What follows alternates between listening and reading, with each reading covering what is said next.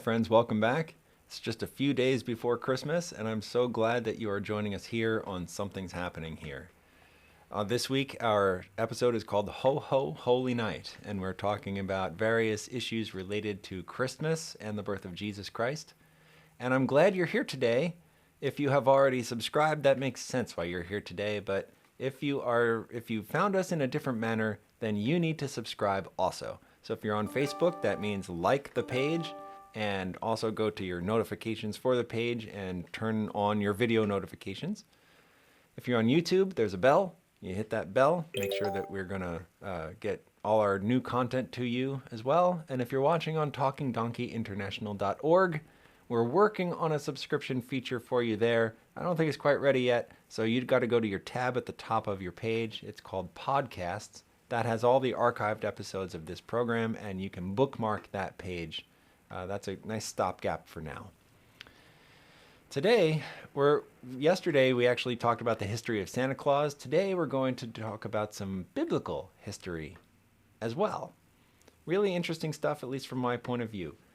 But I also want to change around how we're doing it today. We usually start with the news and go to the Bible. Today I want to do it the opposite way. We'll start with the Bible and then go to the news. I'm going to read the first 7 verses of the Gospel of Luke chapter 2.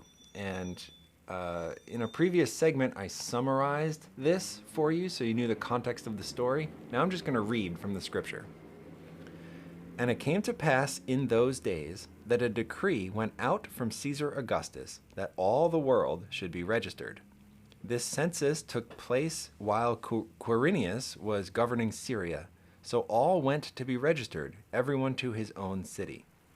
Joseph also went up from Galilee out of the city of Nazareth into Judea to the city of David, which is called Bethlehem, because he was of the house and lineage of David, to be registered with Mary, his betrothed wife, who was with child.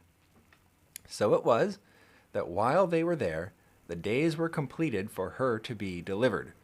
And she brought forth her firstborn son, and wrapped him in swaddling cloths, and laid him in a manger, because there was no room for them in the inn. That story has been told and retold dozens, hundreds, thousands of times. You probably grew up on it, whether you're Christian or not, just because you live in America. It used to be on TV, on Charlie Brown Christmas, from 1965 onward.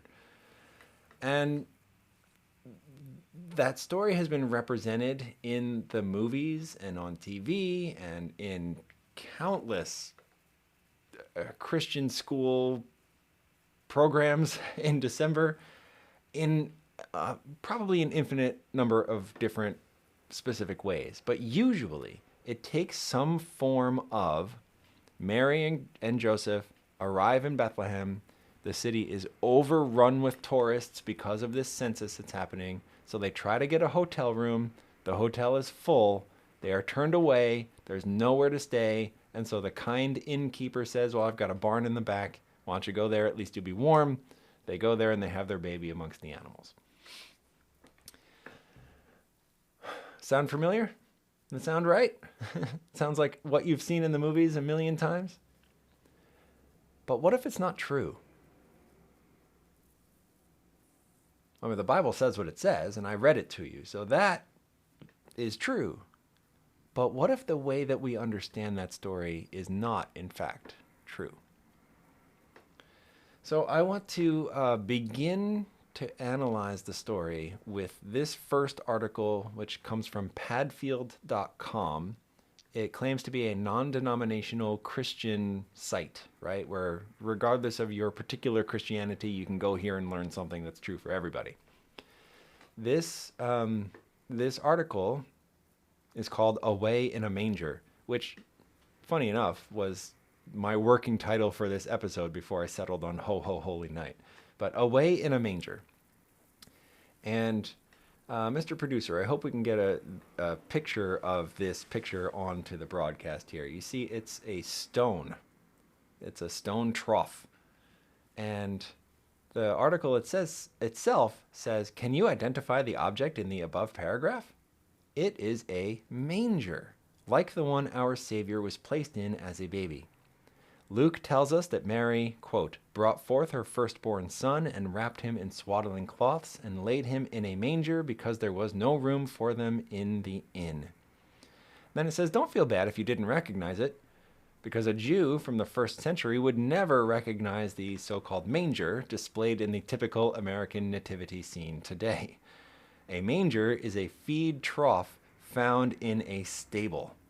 In Bible times, mangers were made from clay mixed with straw or from stones held together with mud. Sometimes they were carved in natural outcroppings of rock. And then he claims he took the picture that you hopefully just saw on your screen in the ruins of a town called Megiddo. I've actually been to Megiddo. That's a really interesting place to go see. And last week we talked about King Ahab. King Ahab was, I made the claim he was a king who specialized in infrastructure, and Megiddo is one of the key places where we see that. This has nothing to do with the story today, but why not, right? In Megiddo, there was a water source that was a little bit outside of the city boundaries of Megiddo, and up to that point in time, to get that water, you had to actually travel out of the boundaries of the city to that water source and then bring it back, which was dangerous because there's no radar, right? And so you never know where the bad guys are. And if they attack while you're out there, then you don't have the security of being inside the protection of the city. So King Ahab, the infrastructure king, actually dug a tunnel from the interior of Megiddo underground to the water source. And so now they could go and get their water without ever leaving the safety of Megiddo. Isn't that fascinating? And I bet you that if they lived in a democratic system, the people would have been so overjoyed at this, they would vote him back into office again, right? He would win re-election despite the fact that the Bible calls him a horrendously wicked king because he departed from God in a number of ways. So all of that is just some interesting history of Megiddo and King Ahab to try to tie some ideas we've been discussing together. But the actual point is that this stone structure doesn't look like anything you have ever seen in any nativity play that you have ever watched in any church or any school or on TV or anywhere, right? Usually we represent it as this like wooden basket with a bunch of fluffy straw, and it's a nice little place to put a baby. But that is just not the reality of Jesus and his birth. The story actually is a little more controversial, even just beyond the reality of the manger. Because, now I'm going to a different article. This is from BibleArchaeology.org. And this is the Shiloh excavations. And the article is talking about the manger and the inn. It opens up with, our understanding of the events surrounding the birth of Jesus are usually formed by our exposure to the traditional Christmas story. But upon further examination of the biblical references, archaeological evidence, and first century cultural context, the details surrounding Jesus' birth may be quite different than we have traditionally thought. Now, this is a really kind of long and complex article, and I'm not going to read it all in this setting.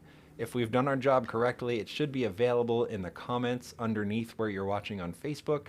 Hopefully we've got that system going on YouTube also. Don't know for sure. But hopefully it's right underneath wherever you're watching and you can read it on your own.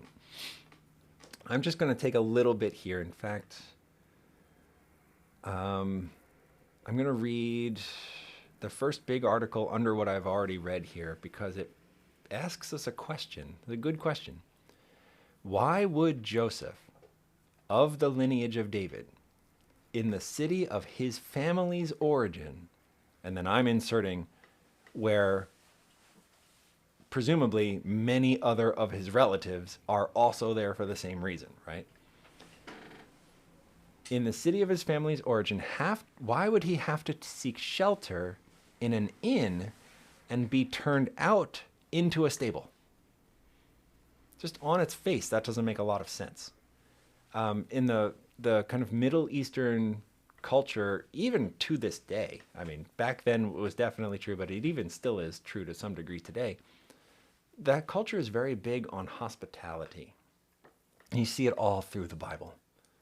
Way back to Genesis chapter 18, I think it is, where Abraham is just dwelling out there and in where he was dwelling, and God shows up, right? These mysterious figures, at least, all of whom are God, and one of whom is, theologically speaking, probably Jesus. They show up and they start talking about Sodom. But if you read that story, Abraham's first reaction is, hey, come on in, let me make you some food. It's the culture was such that your imperative as a homeowner, so to speak, was to always invite a stranger. Right? If someone showed up at your door, you gave him food, you gave him shelter. Didn't matter if he wasn't related to you. Got this really strange story from Genesis, I think it's 19, in Sodom, when those same angels are there to warn Lot, and they get attacked, almost raped, right, by the out of control inhabitants of the city, and Lot offers to exchange his daughters for these strangers. And you're like, whoa, that doesn't make any sense. That's a crazy story. Except in the context, it was always more important to be kind to the stranger. So much so that your own daughters were not as important as the stranger outside your door. And so, with all of that context, and knowing that even a stranger was going to be welcome, therefore, a family who is stranger, right? Traveling family, so you're close and a stranger at the same time, you have like an extra special level of importance in that situation. Why in the world, how in the world would they ever be turned away and have to go give birth in some random strange stable down the street, right? Why would they have to go get a hotel in the first place? And the reality is, or the strong probability is, that the structures at the time they often had multiple levels because that bottom level was for the animals. It was like a house and a barn at the same time. You kept the animals downstairs, and then you lived upstairs.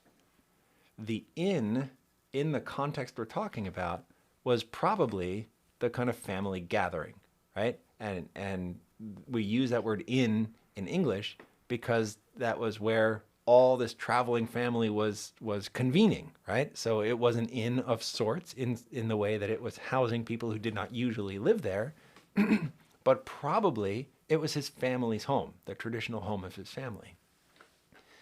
So they're turning them away because there are no beds, there's too many family members, but they're not sending them into the cold, into some strange place. They're sending them downstairs where the animals are, right? And so in that context, where do you put the baby? Well, you put him on the flat but elevated surface, the one that looks most like a cradle. That would be the manger. So I'm just saying all of this, and obviously we can't prove any of this. None of us were alive 2,000 years ago. All we can do is make these assumptions based on the culture that we know, the history we know, the archaeology we found. But probably this is the truth. What I'm telling you is the truth or close to it based on all of this information. And the reason I'm going through this today is just because even something as simple as the inn and the manger in the Christmas story probably are interpreted and externalized in our modern culture radically differently than they actually were 2,000 years ago when they occurred. And so every single day this week, we have been looking at like our assumptions versus the historical reality or the biblical reality and seeing the huge gap in between those two things. So if we're recognizing that almost none of the things that we get so impassioned about relating to Christmas are in the Bible at all, or even if they are in the Bible, that almost none of them are externalized in our culture the same way they would have been understood in the Bible, why do we have all these stupid fights? If Santa Claus has nothing to do with the birth of Jesus, if the kind of stable story has nothing to do with the reality of the birth of Jesus, and on, why do we want to fight about it? And why do we let it rip our culture apart? The right answer is to go to Jesus himself, the actual baby born in that situation, who died on a cross and is seated at the right hand of the Father. And I believe knowledge is power, so the more that we can clear away the cobwebs and nonsense from the story, the better we'll be able to see Jesus for who he really is and get to know him that way, instead of through the lens of American media. Amen? So I hope this was a history lesson for you, interesting for you as it was for me. And we have one segment left in Ho Ho Holy Night. So join us one more time before we actually get to Christmas Day. And I'll see you tomorrow when you meet us here for Something's Happening Here. And you're going to meet us here tomorrow because you're fully subscribed, right? And so you're not going to miss anything that we publish. So God bless you. I'll see you tomorrow. I'm Steve Hicks, and this is Something's Happening Here.